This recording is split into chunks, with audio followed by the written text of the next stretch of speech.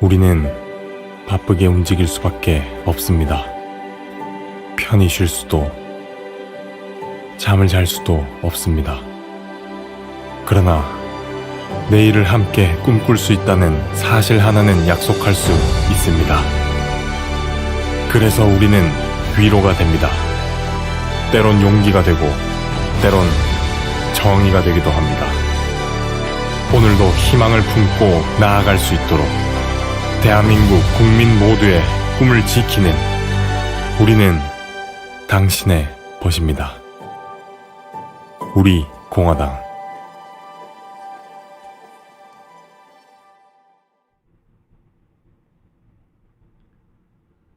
우리 공화당 당원 동지 여러분, 그리고 애국 국민 여러분, 반갑습니다. 지난주에는 박근혜 대통령에 대한 그 서명부 전달 때문에 법원 앞에서 대법원 앞에서 서명 기자회견을 하고 서명을 전달하느라고 방송을 하지 못했습니다. 그래서 오늘 2주 만에 뵙겠는데요. 원래 2주 전에 알려드린 대로 이번 시간부터는 문재인이 2018년에 헌법 개정안을 국회에 제출했습니다. 근데 그 헌법 개정안이 사실은 굉장히 많은 문제점을 안고 있어서 그 내용을 강의해드리기로 했습니다. 그 계획에 따라서 일단 강의를 진행하는데, 먼저 근데 우리가 지금까지 다루어왔던 것은 주로 이제 법률이죠. 그런데 지금 다루게 될 것은 뭐냐면 헌법입니다. 그래서 이 헌법과 법률이 어떤 차이가 있느냐 하는 문제를 포함해서 하여튼 법 체계가 어떻게 구성되어 있는가, 법 규범이 어떤 체계를 이루고 있는가, 이걸 미리 말씀드리고, 그리고 또 헌법이라는 게 어떤 법인가, 이 내용을 말씀드리고, 그리고 이제 문재인이 제출했던 헌법 개정안이 어떤 문제점이 있는지 이 부분을 말씀을 드리도록 그렇게 하겠습니다. 오늘 이제 사실은 강의 제목이 법규범의 체계, 이렇게 이제 제가 강의 제목을 잡았는데, 물론 이건 이제 법규범의 체계라는 것은 하는 것은 물론 법학을 공부하신 분들은 아마 이걸 아시고 계실 수도 있습니다. 그런데 법학을 공부하지 않으신 분들은 실제로 이 법규범이 어떤 체계로 이루어져 있는가, 이 부분에서 잘 모르실 수가 있습니다. 그래서 이번 기회에 법규범이라는 게 어떤 체계에 있고, 어떤 체계로 구성되어 있고, 그리고 거기서 헌법 또는 법률, 우리가 흔히 말하는 시행령, 뭐 이런 것들이 어떤 단계에 있는 규범인가 하는 것을 좀 명확하게 이해해 주시면 되겠습니다. 지금 사실은 이 법학과 또는 법학 전문대학원, 로스쿨이죠. 법학 전문대학원에 들어가서 바로 배우게 되는 게 바로 뭐냐면, 과연 법이라는 게 뭐냐, 법은 어떤 체계를 이루고 있는가 하는 것을 배우게 됩니다. 그래서 실제로 이제 가장 법학을 공부하는 맨 첫머리에 바로 이제 법의 체계, 법의 개념과 체계, 이런 부분을 다루게 되는데, 지금 말씀드리는 것은 꼭 법학을 공부한 사람들 뿐만 아니고, 일반인의 입장에서도 이 법칙이 어떻게 구성되어 있는지 이 내용을 이해하고 있으면 실제로 여러 가지 법적인 문제를 해결하는데 굉장히 편리한 점이 있다는 점, 그래서 그 점을 유념하시고, 일단 예비 작업이다. 본격적으로 문재인이 제출한 헌법이 어떤 문제점을 가지고 있는지 분석하기 전에 법체계가 어떻게 되어 있고, 또 법체계 속에서 헌법이라는 게 어떤 규범인가 하는 것을 먼저 말씀드리겠습니다. 법규범 체계라고 하는 것은 또는 뭐 법체계라고 이야기하는데, 이게 우리가 이게 물론 법은 굉장히 많지만 이게 아무런 질서 없이 흩어져 있는 게 아닙니다. 이건 일종의 계단식으로 일종의 피라미드 구조를 형성을 하고 있습니다. 그래서 피라미드 구조를 형성하는데 가장 윗부분 정점을 차지하고 있는 법이 헌법입니다. 헌법이고, 그 다음에 헌법 아래 바로 법률이 있습니다. 법률이 있고, 그리고 이제 헌법 법률 그 다음에 이제 위치하고 있는 것이 바로 이제 명령과 규칙입니다. 명령과 규칙이고, 그리고 그 아래에 있는 것이 이제 흔히 말하는 자치법규, 그건 이제 조례, 규칙이라고 하는 것입니다. 그래서 기본적으로 법 규범들은 하나의 체계를 이루고 있다. 그리고 이 체계의 정점에는 헌법이 있고, 그 아래 법률, 그 아래 명령과 규칙, 그리고 그 아래 자치법규, 즉 조례와 규칙, 이런 것이 있다 하는 것을 기억해 두시고요. 그런데 이런 법규범이 이렇게 일종의 피라미드 구조를 이루고 있는 이유, 그건 이제 그렇게 피라미드 구조로 만들어 놓은 이유가 바로 뭐냐면 혈액 관계 때문에 그렇습니다. 예를 들어서 이런 경우가 있겠죠. A라는 법규범하고 B라는 법규범이 있을 때 이게 충돌하는 경우가 생길 수 있습니다.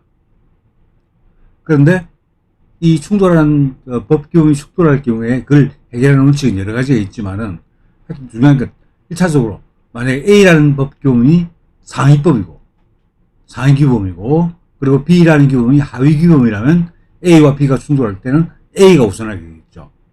그래서 어느 것이 우선적으로 효력을 갖는가를 결정하기 위한 그런 필요성 때문에 법규범 자체가 이렇게 계단식으로 피라미드 구조로 배치되어 있다, 그렇게 이해하시면 됩니다. 그런데 그러면 어떤 그 법규범을 상위법에 위치시키고 어떤 법규범을 하위에 위치시킬 것인가 하는 문제가 제기될 수 있겠죠.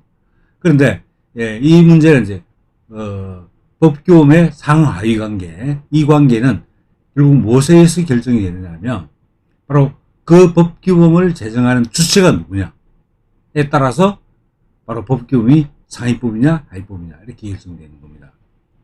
그러면서 우리 헌법 같은 경우, 우리 대한민국 같은 경우는 이른바 민주공화국이고 국민주권주의를 채택하고 있죠. 그래서 실제로 법을 제정하는 가장 궁극적인 주체, 어떻게 말하면 최종적인 주체라고 할 수 있고 궁극적인 주체라고 할 수 있는데, 그 주체가 바로 국민입니다. 그러니까 국민이 제정하는 법규범, 이것이 가장 중요한 바로 법규범이 되는 거죠. 왜냐하면 국민은 주권자이기 때문에 주권자가 결정하는 것이 최고법이 될 수밖에 없는 거죠. 그러면 이 주권자인 국민이 제정하는 법규범이 뭐냐? 바로 그 법규범이 바로 헌법입니다. 그리고 헌법은 따라서 그 법규범의 피라미드 구조에서 정점, 꼭대기를 차지하고 있는 거죠. 그 헌법이 법체계에서 정점을 차지하고 있는 이유는 헌법을 제정한 사람이 주권자인 국민이기 때문에 그렇습니다. 그래서 실제로 1948년에 우리 헌법이 제정이 되는데, 지금 아시겠지만 7월 17일 옛날엔 제헌절이라고 있었죠. 그게 바로 헌법을 제정한 것을 기념해서 우리가 국경일로 삼았던 거예요. 지금은 물론 없었지만은.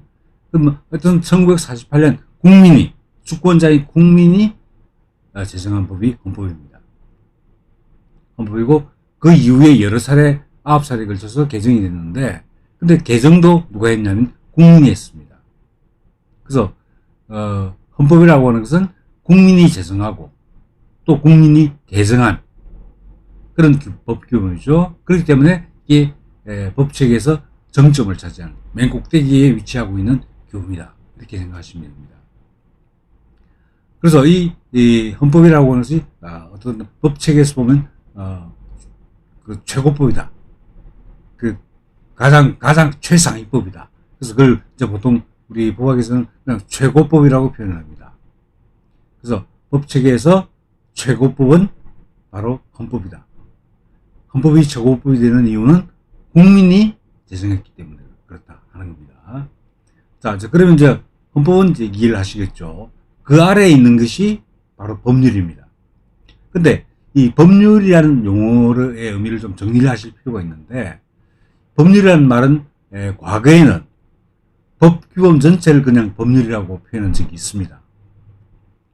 그래서 근데 학과 같은 경우도 지금은 법률학과라는 표현을 잘 안 쓰는데, 과거에는 법률학과 이런 또는 법학이라고 하지 않고 법률학과 이런 표현을 썼습니다.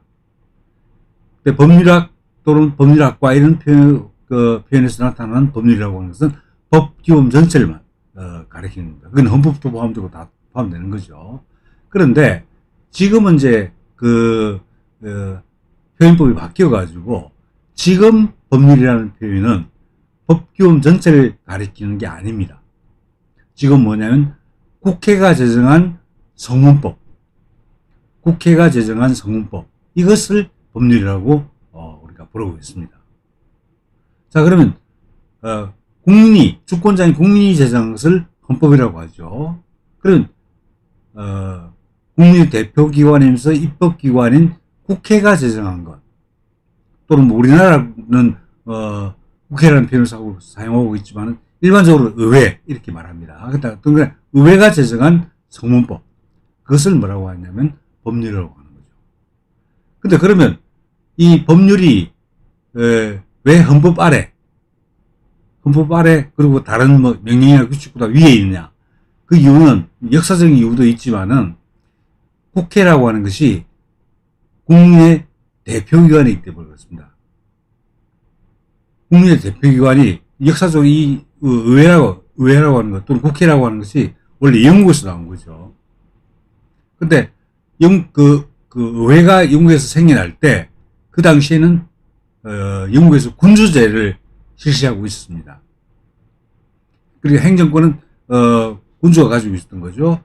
근데 이제 국민의 대표기관 의회를 만들면서 의회에다가 뭘 부여했냐면 바로 입법권을 부여한 겁니다. 그래서 실제로는 물론 이제 주권자인 국민이 있지만은 주권자인 국민을 대표하는 기관이 뭐냐? 바로 그 의회라고 봤던 거죠. 그래서 의회 또는 국회라고 하는 것은 국민의 대표기관으로서 지위를 갖기 때문에 그 국회가 제정한 법률, 이것을 뭐냐면 헌법 아래, 주권자가 제정한 헌법 아래에 있긴 하지만 최고의 법규범으로 인정할 필요가 있었다는 거죠. 그래서 헌법 다음에 법률, 이런 구조를 이루게 됐습니다. 그런데 여기서 이제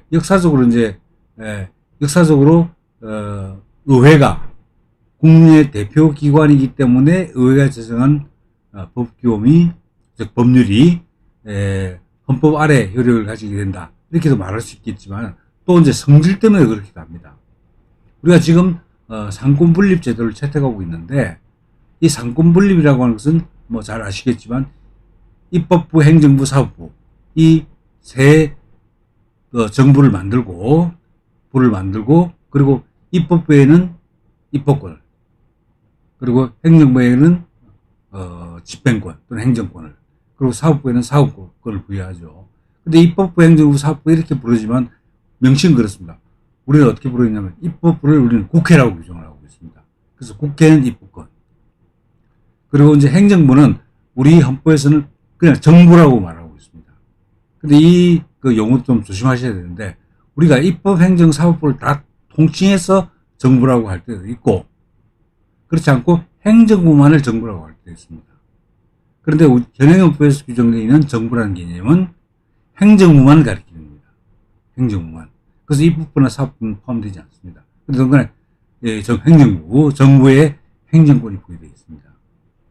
그리고 이제 사법부는 뭐라고 표현하고 있냐면 사법부라는 용어를 쓰지 않고 법원이라고 표현합니다. 그래서 법원은 사법권을 갖는다, 이렇게 표현을 하고 있습니다. 자, 그런데 이 입법부, 행정부, 사법부 이 세 기관 사이에 물론 견제 균형이 이루어지긴 하지만 그런데 이 성질이 다릅니다. 입법권이라고 하는 것은 뭐냐면 이 법률을 제정하는 그런 권력입니다. 근데 행정부라고 하는 것은 뭐냐?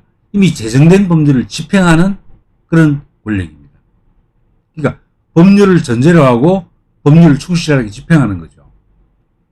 그러니까 입법권과 행정권의 관계를 보면 입법권이 상위 개념입니다.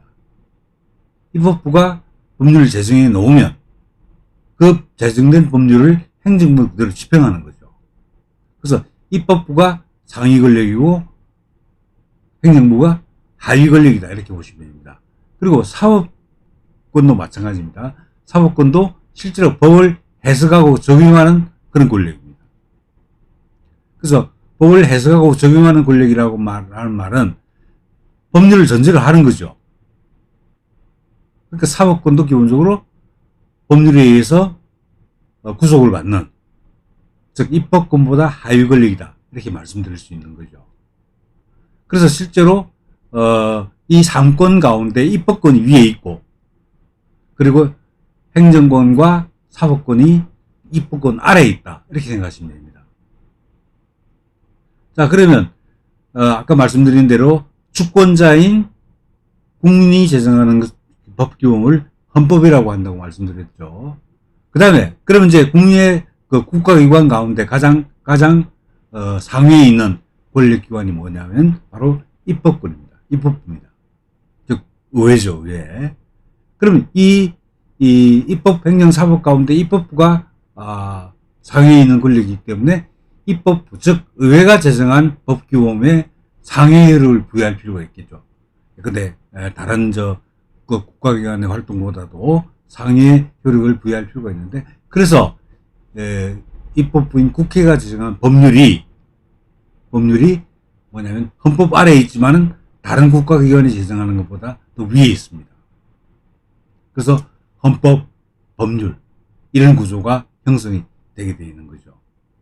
자, 그런데 우리가 지금 악법 제가 말씀을 많이 드렸는데, 우리가 지금까지 다룬 그 악법들은 전부 법률이었습니다. 또는 법률안이었습니다. 법률안. 그러니까 헌법 아래에 있는 거죠. 그래서 이 법률 또는 법률안들은 헌법에 위반되면 안 됩니다. 헌법이 최고법이기 때문에, 또 법률에 대한 관계에서 보면 상위법이기 때문에 하위법인 법률이 상위법인 헌법에 위반될 수는 없죠. 그래서 저희들이 악법을 말씀드릴 때 악법에서 가장 첫 번째로 제기된 문제가 뭐냐, 이게 과연 헌법에 합치하느냐, 헌법에 위반되느냐, 이 문제가 가장 1차적인 문제가 됩니다. 그건 논리적으로 당연한 거죠. 하위법인 법률은 상위법인 헌법에 합치돼야 되는 거죠. 근데 합치되지 않으면 바로 위헌 법률이 되는 겁니다. 그래서 위헌 법률에 대해서는 헌법재판소가 위헌 결정을 내리게 되면 무효가 되는 거죠. 그렇게 되는 겁니다. 그래, 어떤 이 논리는 기본적으로 하여튼 피라미드 구조, 법규범의 피라미드 구조에서 정점에 있는 것이 헌법이고 그 아래에 있는 것이 법률이다. 그렇게 생각하시면 되고요. 그 차이는 뭐냐면 헌법은 주권자인 국민이 제정한 법규범이다. 그리고 법률이라고 하는 것은 국민의 대표기관인 의회가 제정한 법규범이다. 또는 국회가 제정한 법규범이다. 이렇게 생각하시면 되는 겁니다. 참고로 여러분들 말씀드리면 제가 의회 또는 국회 이렇게 말씀을 드리는데, 일반적으로 국민의 대표기관이면서 입법권을 갖는 국가기관을 의회라고 합니다.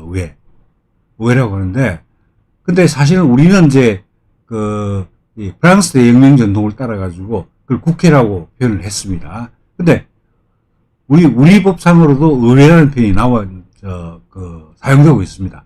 지방의회 같은데, 우리 시도, 지방자치단체인 시도, 또는 뭐 군, 시, 이런 데는 지방의회가 있죠. 그때 의회라는 표현을 쓰죠. 그 지방자치단체의 의회라는 뜻입니다.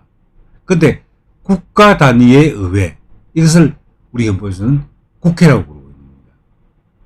그래서 가장 일반적으로 말하면 우리 헌법에서는 국회라는 표현을 쓰고 있지만, 일반적으로 입법기관을 이야기할 때는 의회라는 표현을 쓴다. 그래서 아시겠지만은 이 의회의 발상지인 영국 같은 경우는 그 입법부, 즉 의회를 뭐라고 부르냐, 파르먼트라고 부릅니다. 파르먼트라고 부르고, 또 미국은 또 다르게 부릅니다. 미국은 영국 전통을 받아들이긴 했지만, 근데 영국으로 또 독립하면서 나름대로 독자적인 법체계, 그리고 또 용어를 채택을 했습니다. 그래서 미국 같은 경우는 콩그레스 이렇게 표현을 합니다. 그래서 이 나라마다 다 다릅니다. 근데 그 나라마다 다 다르더라도 그걸 통칭해서 뭐라고 하느냐면 의회라고 한다. 그 말씀을 드릴 수 있는 거죠. 자, 그래서 국민의 대표기관 의회가 제정한 법규범이 법률이다 하는 걸 기억해 두시고요. 자, 그런데 그럼 우리가 생각할 때 입법기관인 의회가 있으면 의회가 법률로 다 제정하면 될 텐데 실제로 우리 법칙에서도 그렇고 근데 정부라든지 행정부를 말씀드립니다. 행정부나 법원 또는 다른 국가기관도 규범을 제정합니다. 법규범을. 근데 그런 것들을 뭐라고 하느냐? 그런 것들을 우리가 보통 명령 또는 규칙이라고 표현합니다. 그럼 이제 명령 규칙이라는 표현을 어떻게 이해하시면 되냐면 명령이란 말은 우리가 행정부가 있죠. 행정부. 원래 이제 입법기관은 의회이기 때문에 국회이기 때문에 국회가 제정할 법률이라고 한다고 말씀드렸죠. 그런데 사실은 국회가 이 세부적인 사항에 대해서까지 일일이 다 규정을 하기가 어려운 경우가 있습니다. 근데 뭐 사회적인 상황이 좀 아주 복잡하다거나 또는 급변한다거나 또는 경우에 따라서는 그 입법에 필요한 전문 지식이 없는 경우, 실제로 국회의원들은 실제로 물론 법률 전문가가 일부 있긴 하지만 그렇다고 해서 실제로 근데 행정부의 법무부라든지 법제처 이런 기관에 비해서 실제로 법률 지식을 많이 가지고 있는 게 아닙니다.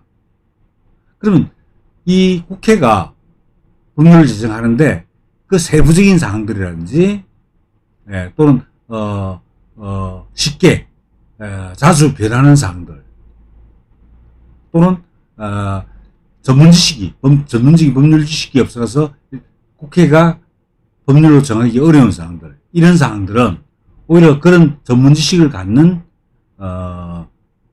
그 행정부에다가 이 법률의 그런 사항에 대해서는 행정부에서 정하도록 이렇게 위임을 하는 경우가 많이 있습니다. 이와 같이 국회가 행정부에 대해서 하여튼 일정한 사항, 법률과 관련된 일정한 사항에 대해서는 행정부가 법규범을 제정하도록 위임하는 경우가 있는데, 이와 같은 경우에 행정부가 제정하는 규범, 이것을 뭐라고 하냐? 명령이라고 합니다. 명령이라고 합니다. 물론 이제 이 명령에는 두 가지 이제 종류로 나뉘는데, 첫째는 뭐냐면 법률에 위임이 있어가지고 법률이 이런 것은 명령으로 정하도록 한다. 위임을 해주면 그 위임된 사항에 대해서는 행정부가 제정할 수 있죠. 그것을 뭐라고 하냐면 위임명령이라고 합니다. 그런데 위임명령만 제정할 수 있는 건 아니고 행정부는 법률을 집행하는 데 필요한 세부사항, 을 행정부 스스로 법률의 범위 내에서 마찬가지로 법규범을 제정할 수 있습니다. 이와 같은 것을 집행명령이라고 합니다. 그래서 실제로 행정부가 제정하는 법규범, 이것을 명령이라고 하고, 그리고 그 명령은 두 가지, 즉 법률에서 위임한 경우에 제정하는 법규범, 행정부가 제정하는 법규범을 위임명령이라고 하고, 그리고 법률을 집행하는 데 필요한 세부사항을 정하는 명령, 이것을 집행명령이라고 한다는 거, 이거 기억해 주시면 됩니다. 그런데 실제로 이 위임명령과 집행명령은 사실은 성질, 즉 위임이 필요하냐 안 하냐, 이 성질에 따라서 구별되는 것이긴 하지만 실제로 위임명령 따로 제정, 집행명령 따로 제정 이렇게 하지는 않습니다. 즉 명령은 위임명령 따로 있고 집행명령 따로 있고 그렇게 제정하는 게 아니고 어떻게 하냐면 그 명령의 제정 주체에 따라서 이름을 붙입니다. 그래서 근데 법률이 어떤 사항에 관해서 만약에 대통령으로 하여금 그 법규범을 정하도록 하는 경우가 있겠죠. 그럼 대통령이 그 위임에 따라서 법규범을 제정합니다. 즉 대통령이 제정하는 명령이 있는 거죠. 자, 이와 같이 대통령이 제정하는 명령, 이것을 뭐라고 하냐. 원칙적으로 아까 말씀드렸다시피 명령이라는 용어를 써야 되겠죠. 그래서 대통령 명령이라고 써야 되는데, 그런데 이 명자가 좀 중복되는 느낌이 있어서 우리 헌법에서는 어떻게 표현하고 있냐면 그냥 대통령령이라고 표현하고 있습니다. 대통령령. 이렇게 표현하고 있고요. 자, 근데 이 행정부에서는 그 위계 그 질서가 있죠. 대통령이 정점에 있고, 그 다음에 국무총리, 그 다음에 각부 장관이 있습니다. 그죠? 그러면 법률에서 위임을 할 때 중요한 사항은 대통령에게 위임을 합니다. 그럼 대통령이 대통령령을 정하게 되겠죠. 또, 그보다 좀 덜 중요하지만, 그래도 상대적으로, 정부 각 부처에 여러 가지 관계되어 있는 그런 사항에 대해서는 총리에게 위임을 합니다. 총리에게 정하도록, 법규원을 정하도록 위임을 합니다. 그것을 뭐라고 하느냐. 그걸 총리령이라고 합니다. 총리령. 자, 그리고, 특정한, 행정부 부서, 예컨대 법무부, 뭐, 국방부, 통일부 이런 게 있죠. 그죠? 그럼 그 부서에 관한 사항들은 어떻게 정하느냐면 그 부서의 장관으로 하여금 명령을 제정하도록 합니다. 그래서 이건 원래 장관령이라고 해야 되겠죠. 장관령이라고 해야 되는데 실제로 헌법에서 사용하고 있는 용어는 그게 아니고 부령이라고 합니다. 각부의 명령이다 이 말입니다. 그래서 명령은 기본적으로 세 가지가 있습니다. 명령은 행정부가 제정하는 법규범인 명령은 대통령이 제정하는 대통령령, 그리고 총리가 제정하는 총리령, 그리고 각부 장관이 제정하는 부령, 이렇게 해서 세 종류가 있다 하는 걸 기억하시면 되겠습니다. 그런데 실제로 법률을 표기할 때는 뭐냐면 대통령령, 총리령, 부령 이렇게 해서 제메토 이렇게 표현합니다. 이 법률에 보면 법률 이름이 있고 그다음에 그게 어떤 종류의 법규에 속하는지를 명시하고 그다음에 번호가 있습니다. 그래서 예컨대 법률 제메토 이렇게 하거든요.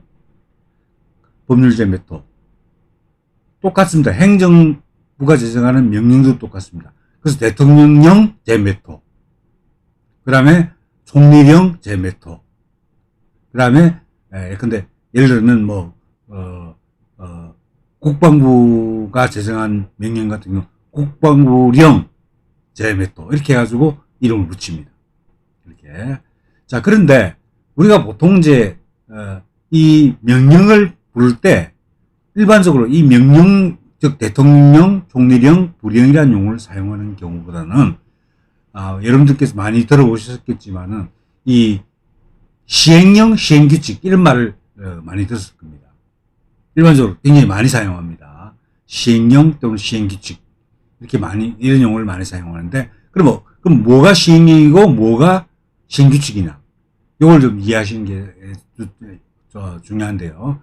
일반적으로 시행령이라고 하는 것은 뭐냐면 대통령령을 말할 때 시행령이라고 합니다. 법률에는 보통 3단계 구조로 되어 있습니다. 법률이 있으면 시행령이 있고 시행규칙이 있고 3단계로 구성이 되어 있습니다. 그래서 법률이 있고 시행령, 시행규칙 이렇게 되어 있는데 그럼 법률은 법률 이름이 있는 거죠. 그 다음에 시행령은 뭐냐? 대통령령을 말합니다. 대통령을 시행령이라고 부릅니다. 그 다음에 시행규칙은 뭐냐? 시행규칙은 바로 총리령 또는 부령을 시행규칙이라고 말을 합니다. 총리령 또는 부령을.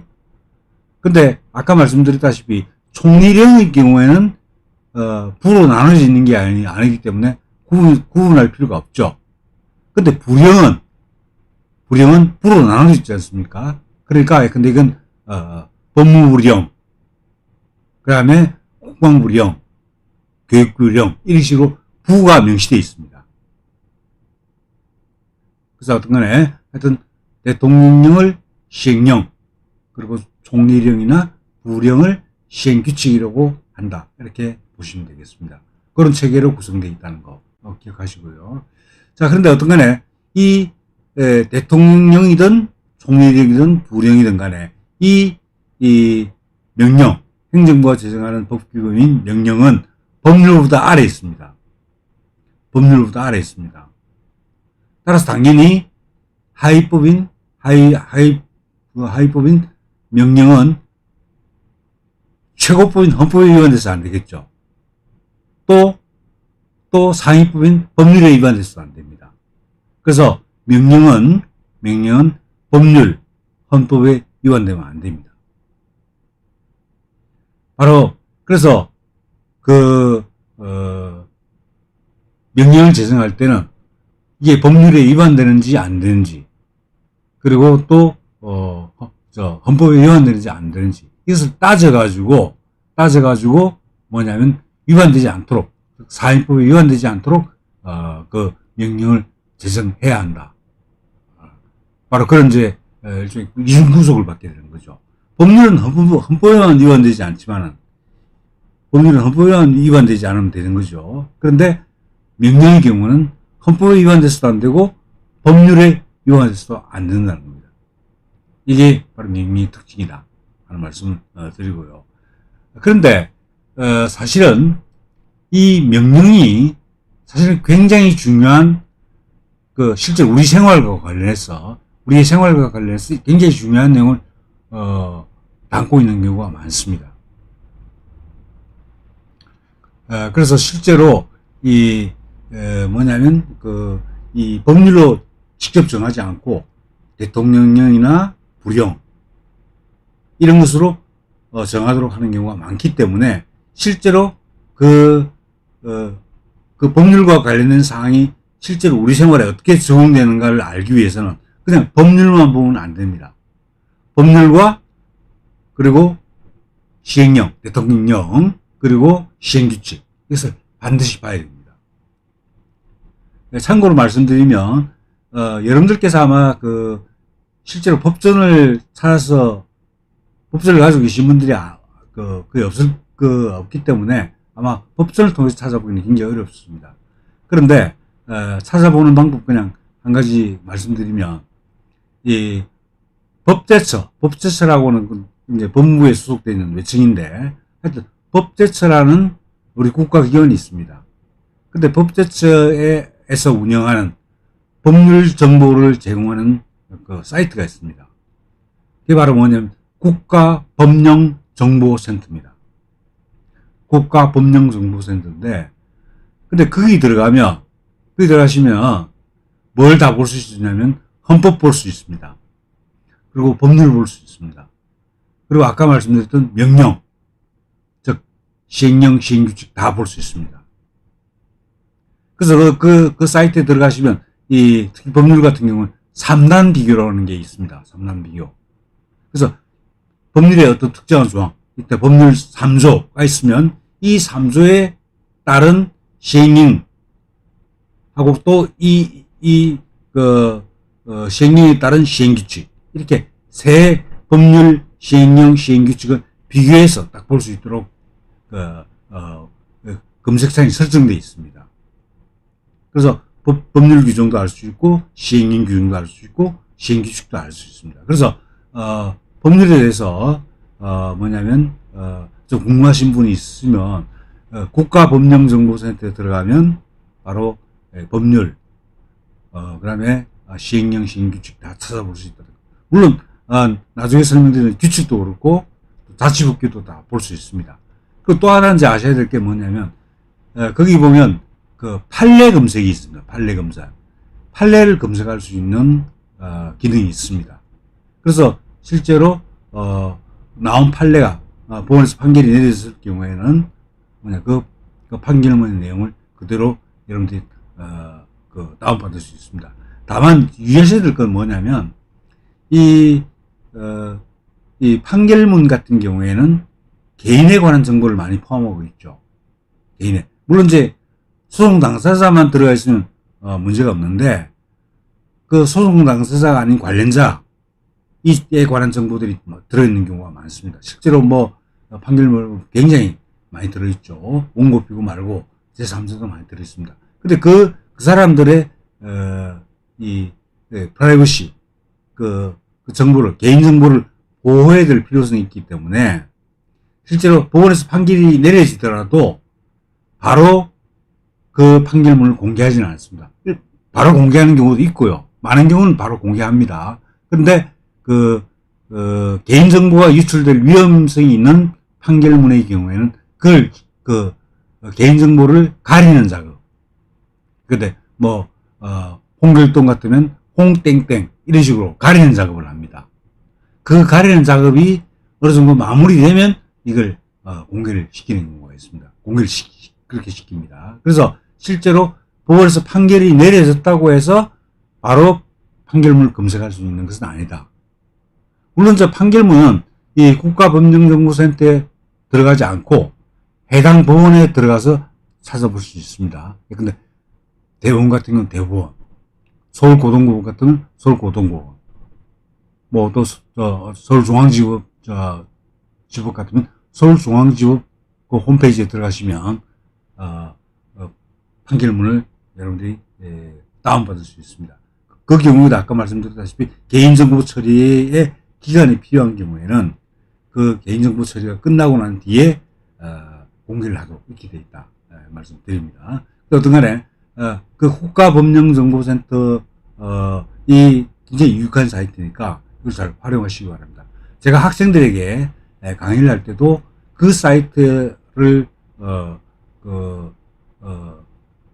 찾아서 이렇게 강의를 진행하는 경우 많이 있습니다. 보여주면서 하는 거죠.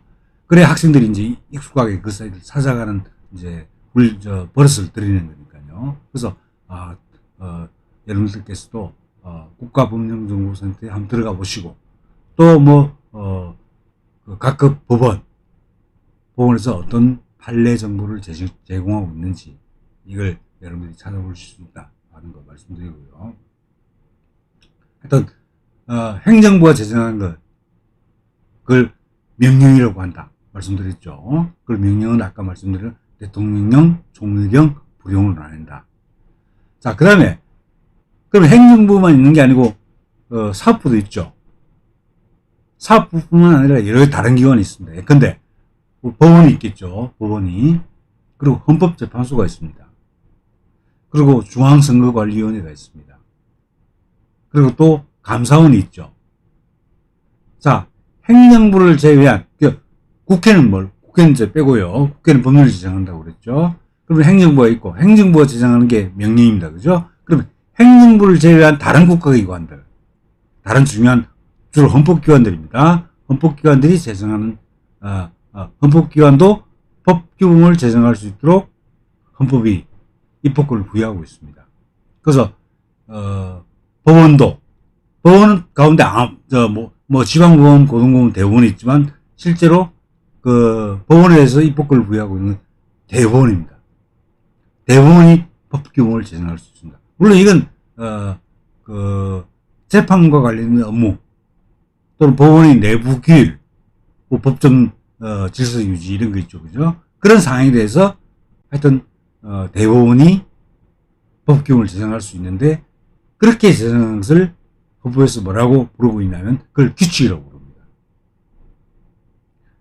그러면 그 명칭이 이제 실제로 대법원이 규칙을 제정할 수 있습니다. 그래서 또 마찬가지입니다. 헌법재판소의 운영과 관련된 사항 또는 헌법재판과 관련된 사항 이런 것들에 관해서 마찬가지로 법규범을 제정할 수 있는데 그것도 규칙이라고 합니다. 그리고 중앙선거관리위원회 역시 마찬가지입니다. 자, 그리고 감사원도 마찬가지인데 근데 좀 특이한 거는 감사원의 경우에는 그 헌법에서 감사원이 규칙을 제정할 수 있다라는 규정이 없습니다. 그런데 관례적으로 지금까지 감사원이 규칙을 제정해 왔습니다. 그리고 헌법재판소가 이 감사원이 제정한 규칙이 위헌이다 이렇게 결정을 내리고 있지 않습니다. 그래서 사실은 합헌적인 것으로 헌법에 합치되는 것으로 이렇게 보고 있는 겁니다. 그래서 아까 말씀드렸다시피 대법원 그리고 헌법재판소, 중앙선거관리위원회 그리고 또 감사원 그리고 국회도 마찬가지입니다. 국회도 그 국회 내부에 관한 사항을 그는 법률을 제정할 수 있죠. 근데 내부에 관한 사항에 관해서 또, 나름대로 법규를 또 제정할 수 있습니다. 그것도 규칙이라고 합니다. 그래서 이 규칙을 제정할 수 있는 기관은 많죠. 그러니까. 많은데, 그럼 이 여러 가지, 다양한 국가기관들이, 규칙을 제정하는데, 그럼 어떻게 이걸 구분하느냐? 기관의 이름을 붙입니다. 그래서 대법원에서 제정한 규칙을 대법원 규칙. 그래서 대법원 규칙 제 몇 호 이렇게 나갑니다. 대법원 규칙 제 몇 호 이렇게 나갑니다. 그리고 헌법재판소가 제정한 규칙을 헌법재판소 규칙 제 몇 호. 이제 그 규칙 번호가 나가는 거죠. 그리고 중앙선거관리위원회 마찬가지입니다. 중앙선거관리위원회 규칙 제 몇 호. 감사원 규칙 또 마찬가지입니다. 그리고 국회 규칙 제 몇 호. 이런 식으로 해가지고 기관, 규칙을 제정할 수 있는 권한을 갖는 기관을 먼저 쓰고 그 뒤에 규칙이라는 용어를 쓰는 겁니다. 이런 방식으로 이제 규정이 되는데, 근데 규칙은 어떤 간에 뭐냐면 주로 각 기관 내부의 사항들, 즉 법원 내부에 또는 헌법재판소 내부에 또는 중앙선거관리위원회 내부에 관한 사항들을 바로 규율하는 것이 일반 규칙입니다. 그래서 실제로 그러면 이제 이해하시겠죠? 헌법이 있고 법률이 있고 그리고 이제 행정부가 제정하는 명령이 있고 그죠? 그리고 행정부를 제외한 다른 헌법기관들, 법원이나 헌법재판소 등등 이런 다른 국가기관들이 제정한 것을 규칙이라고 한다. 이렇게 알아두시면 됩니다. 자, 그러면 이 명령과 규칙은 어떤 효력을 가지느냐 하는 문제가 있는데 이게 규율한 사항이 다르기 때문에 충돌할 경우가 잘 없긴 하지만 근데 명령과 규칙은 동등한 효력을 가진다 이렇게 봅니다. 그건 행정부와 사법부가 동등한 위치에 있다고 보기 때문에 그런데 하여튼 간에 그 부분에서 약간 좀 어려운 부분이지만 하여튼 명령과 규칙은 동등한 위치에 있는 법규범이다. 그래서 보통 명령 규칙 이렇게 연결시켜서 부릅니다. 자, 이게 이제 국가에서 제정하는 국가기관에서 제정하는 법규범이고요. 자, 그다음에 우리 이제 헌법은 지방자치제를 실시하고 있죠. 그리고 지방자치단체도 마찬가지로 헌법에 의해서 법규범을 제정할 수 있는 그런 권리과 권한을 부여받고 있습니다. 근데 지방자치단체는 아시겠지만 광역지방자치단체가 있고 기초지방자치단체가 있죠. 그리고 광역지방자치단체는 뭡니까? 서울특별시 그리고 광역시 도 특별자치도 포함하는 겁니다. 이것이 이제 뭐냐면 광역 지방자치단체입니다. 물론 세종특별시를 포함해서요. 그래서 일단 서울특별시, 광역시, 그 다음에 특별시, 아니 자치특별시, 그리고 도, 자치도 이런 것들이 광역자치단체라고 보시면 되고, 그 다음에 기초자치단체는 뭐냐면 일반적으로 구. 근데 구라고 하는 것은 모든 구가 다 되는 게 아닙니다. 그 뭐냐면 이 특별시나 광역시에 속해 있는 구, 특별시나 광역시에 속해 있는 구가 바로 여기서 말하는 구입니다. 그래서 보통 어떻게 부르냐면 자치구라고 부릅니다. 자치구라고 부르는데 이 자치구가 기초자치단체입니다. 그리고 이제 도에 포함되어 있는 건 자치단체는 뭐냐면 시와 군입니다. 시와 군. 그래서 근데 제가 이제 김해에 살고 있는데 기준으로 보면 경상남도에 있는 김해시가 있죠. 그럼 김해시는 기초자치단체입니다. 그리고 경상남도에는 또 마찬가지로 창녕군 이런 게 군이 있습니다. 그게 기초자치단체입니다. 자, 그런데 하나 유의하셔야 될 건 뭐냐면 그럼 예컨대 이제 대표적으로 창원시 같은 경우에는 그 합쳐졌죠. 과거에 마산, 창원, 진해가 합쳐지면서 광역시는 아니지만은 하여튼 굉장히 규모가 큰 시가 됐죠. 그 경우에는 구가 있습니다. 근데 성산구 이런 구가 있습니다. 그런데 이 창원시에 있는 성산구는 창원시가 특별시나 광역시가 아니죠. 그렇기 때문에 창원시에 있는 성산구는 지방자치단체가 아닙니다. 즉 기초자치단체가 아니라는 말씀입니다. 하여튼 그래서 그걸 구분하셔야 됩니다. 그래서 기본적으로 특별시나 광역시에 속해 있는 구는 자치구다. 즉 기초자치단체가 되는데 일반시, 광역시나 특별시가 아닌 일반시에 속해 있는 구 있죠. 그건 기초자치단체가 아닌다는 거, 그걸 아셔야 됩니다. 자, 그런데 그럼 이 자치단체가 제정하는 규범은 뭐냐? 기초든 광역이든 똑같습니다. 뭐냐면, 자, 우리가 중앙정부, 국가 차원에서 보면 국회가 제정하는 것을 법률이라고 말했죠. 그리고 행정부가 제정하는 것, 그것을 명령이라고 한다고 그랬습니다. 지방자치단체도 마찬가지입니다. 지방의회가 제정하는 것, 지방의회가 제정하는 것을 조례라고 합니다. 조례.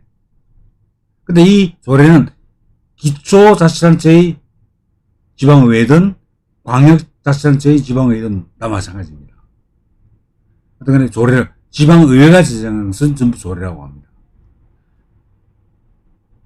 그 다음에, 이제 행정부, 중앙정부에서 보면 행정부, 즉 대통령에 해당하는 지방자치단체의 기관이 누구냐면 지방자치단체 장이죠. 근데 시장, 도지사, 군수 이런 거죠. 구청장 이런 거죠. 자, 그럼 지방자치단체의 장이 제정하는 법규원, 이 법규원을 뭐라고 하냐면 규칙이라고 말합니다. 규칙. 자, 그래서 지방의회가 제정하는 법규원을 조례, 그 다음에 지방자치단체의 장이 제정하는 규범을 규칙이라고 합니다. 근데 아까 대법원이나 헌법재판소에 제정하는 또 규칙이라고 한다고 그랬죠. 근데 지방자치단체 장이 제정하는 또 규칙이라고 했죠. 그래서 사실은 이게 혼란을 초래할 가능성이 있습니다. 그래서 제 생각에는 이걸 바꿔야 될 거라고 생각합니다. 그 지방자치단체의 장이 제정하는 것을 명칭을 변경해야 될 거라고 생각합니다. 왜 그러냐면 헌법재판소나 이런 대법원에서 제정하는 규칙은 그게 헌법에 명시되어 있습니다. 규칙이라고 이름 명시되어 있습니다. 그런데 지방자치단체의 장이 제정하는 것은 헌법에 규정되어 그 명칭이 나와 있는 건 아닙니다. 그냥 지방자치단체가 규정을 제정할 수 있다 이렇게 되어 있습니다. 그래서 명령을 꼭 규칙이라고 붙일 필요는 없는 거죠. 그래서 다른 명칭으로 붙여서 두 개의 규칙이 혼동되지 않게 이렇게 만들 필요가 있다고 생각합니다. 근데 어떤 거네? 자, 그럼 이 구를 어떻게 하느냐? 그럼 지방자치단체 이름을 붙입니다. 근데 그냥 서울시를 기준으로 하겠습니다. 그럼 서울특별시의회에서 제정한 것을 어떻게 부르느냐? 서울특별시 조례라고 부릅니다. 서울특별시 조례. 그리고 그 다음에 이제 또 서울특별시장이 제정한 것을 서울특별시 규칙이라고 부릅니다. 자치단체 이름을 붙이면 됩니다. 자, 그 다음에 제가 우리 당사가 있는 곳이 영등포구지 않습니까? 그럼 영등포구 의회에서 제정한 것을 영등포구 조례 이렇게 말합니다. 그 영등포구 정확히 말하면 영등포 구청장, 영등포 구청장이 제정한 것을 영등포구 규칙이라고 말합니다. 영등포구 규칙. 그래서 이와 같이 자치단체 이름을 붙이고 조례 또는 규칙을 붙이면 됩니다. 그렇게 해서 아까 말씀드린 대법원 규칙이나 헌법재판소 규칙하고 구별이 되는 거죠. 자치단체 이름이 붙어 있으니까. 실제로 자치단체 이름이 붙어 있으니까 실제로 우리가 혼동할 염려는 없지만, 근데 그걸 통칭할 때는 둘 다 규칙이니까 혼란 생길 수 있겠죠. 그래서 이제 아까 말씀드린 대로 지방자치단체에 제정하는 지방자치단체의 장이 제정하는 법규범을 용어를 좀 변경할 필요가 있다 이렇게 말씀드립니다. 자, 그러면 지금까지 말씀드린 것이 전부 일종의 피라미드 구조, 이루고 있습니다. 그럼 다시 말씀드리겠습니다. 제일 위에 있는 것이 헌법입니다. 그리고 그 아래에 있는 것이 법률입니다. 그 아래에 있는 것이 명령과 규칙입니다. 명령과 규칙 있죠. 그 아래에 있는 것이 광역자치단체의 조례. 그 다음에 또 그 아래에 있는 게 광역자치단체 규칙. 그 다음에 또 그 아래에 있는 것이 기초자치단체 조례. 그 다음에 있는 것이 기초자치단체 규칙입니다. 이렇게 나눠져 있는 거죠. 그래서 이런 규범 체계에서 보면 기초자치단체의 규칙이 최하위 규범이다. 이렇게 생각하시면 됩니다. 근데 어떡하나 이 관계는 상하위법 관계에 있기 때문에 하위법은 상위법에 위반되면 안 됩니다. 그럼 예컨대 기초자치단체 규칙은 어떻게 되겠습니까? 기초자치단체 규칙은 헌법 위반돼도 안 되고 법률에 위반돼도 안 되고 명령 규칙에 위반돼도 안 되고 그리고 광역자치단체의 조례나 규칙에 위반돼서도 안 되고 또 기초자치단체의 조례에 위반돼서도 안 됩니다. 그렇죠. 제약을 많이 받는다는 거죠. 사실은 기억하시겠지 모르겠지만 우리가 광화문 천막 당사를 설치하고 우리가 투쟁을 한 적이 있죠. 근데 그때 이제 당시 박원순이 뭐냐면 행정대집행을 지시를 했었는데 하여튼 그때 실제로 행정대집행 명령을 내린 근거가 되는 게 광화문 광장 설치에 관한 서울특별시 조례였습니다. 그 조례에 따라서 대집행을 한 거예요.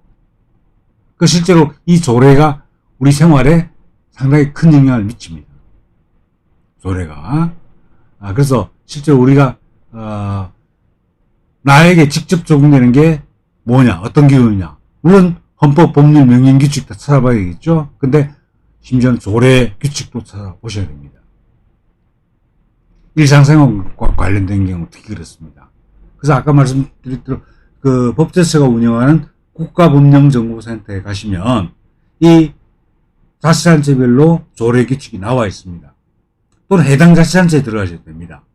해당 자치단체 홈페이지 들어가셔도 되는데 하여튼 그 국가법령정보센터나 해당 자치단체 홈페이지에 들어가셔가지고 어떤 조례가 있는지 그래서 여러분 찾아보실 수 있습니다. 아니면 전화를 하셔가지고 물어보셔도 되고요. 어디에 있는지 물어보셔도 되는데 이걸 알아두시면 여러분들이 이제 쉽게 뭐냐면 필요한 정보를 얻으실 수 있습니다. 그런데 유의하셔야 될 것은 뭐냐면 이 법제서에서 관리하는 것은 단순히 현행법만 나와 있는 게 아닙니다. 과거의 규정도 나와 있습니다. 그걸 연역 규정이라고 하는데요. 그런데 특정한 법률의 특정한 조항이 개정이 되면 그 개정된 게 언제 어떤 내용으로 개정됐는지 그 과거의 내용들을 쭉 찾아볼 수 있도록 되어 있습니다. 입법의 역사 그걸 알아볼 수 있도록 되어 있습니다. 그걸 연혁이라고 하는데 연혁 규정이 나와 있습니다. 그래서 실제로 이런 경우 있잖아요. 근데 내가 뭐 어떤 법률을 했다, 집을 샀다. 근데 나에게 양도세가 어느 시점이지 어느 양도세가 적용되는지 이런 게 문제될 수 있죠. 그때는 그 적용되는 시점에 어떤 법이 적용되는 것을 확인하셔야 됩니다. 물론 뭐 세금 같은 건 함부로 하지 마시고 전문가의 도움을 받으십시오. 근데 그냥 큰 문제가 아닌 경우는 직접 하셔야 되는데 큰 세금이 아주 큰 세금이 부과되는 그런 사안은 전문가의 도움을 받으십시오. 하여튼 간에 이렇게 국가법령정보센터에 들어가시면 현행법뿐만 아니고 과거에 그 법 규정이 어떻게 되는지도 찾아볼 수 있고 그리고 또 뭐냐 그 판례도 그 조항과 관련된 판례도 다 검색을 해 보실 수 있습니다. 일반적인 판례를 검색하는 게 아니고 법조문이 있으면 근데 민법 2조 1항 이렇게 있으면 민법 2조 1항과 관련된 판례를 찾아볼 수 있도록 해놨습니다. 그럼 그걸 클릭하면 민법 2조 1항과 관련된 판례만 다 따로 나오는 거죠. 그래서 찾아보기가 굉장히 편합니다. 그래서 그런 내용들을 알아두시고 필요한 도움들을 좀 받으시면 좋겠다 하는 말씀드렸습니다. 그래서 오늘은 일단 이 법 체계가 어떻게 구성되어 있는가 그 부분 말씀드렸고, 요 내용들을 잘 기억해 두시면 많은 도움을 받으실 거고, 오늘 이제 법 체계에 대해서 말씀드렸고, 다음 시간에는 다음 주 월요일에는 헌법이라는 게 뭐냐, 왜 문재인이가 헌법 개정을 하려고 했는가, 그러니까 2018년에 물론 좌절되긴 했지만 헌법 개정을 왜 시도하려고 했는가, 헌법 개정을 시도하는 이유가 뭔가, 물론 이미 짐작하셨겠죠. 최고법이니까 그렇죠. 그래서 실제로 그 의미를 좀 정확하게 이해하기 위해서는 헌법이라는 게 뭐냐 하는 것을 좀 말씀드릴 필요가 있어서, 다음 주에는 헌법에서 헌법이라는 게 뭐 어떤 법이냐 하는 부분에서 말씀드리고, 그 다음 주에 이제 문재인이 제안했던 헌법 개정안이 어떤 내용을 가지고 있고 어떤 문제점을 가지고 있는지 그렇게 말씀드리도록 그렇게 하겠습니다. 자, 오늘 강의는 이것으로 마치겠습니다. 경청해 주셔서 감사합니다. 우리는 바쁘게 움직일 수밖에 없습니다. 편히 쉴 수도, 잠을 잘 수도 없습니다. 그러나 내일을 함께 꿈꿀 수 있다는 사실 하나는 약속할 수 있습니다. 그래서 우리는 위로가 됩니다. 때론 용기가 되고, 때론 정의가 되기도 합니다. 오늘도 희망을 품고 나아갈 수 있도록 대한민국 국민 모두의 꿈을 지키는 우리는 당신의 벗입니다. 우리 공화당.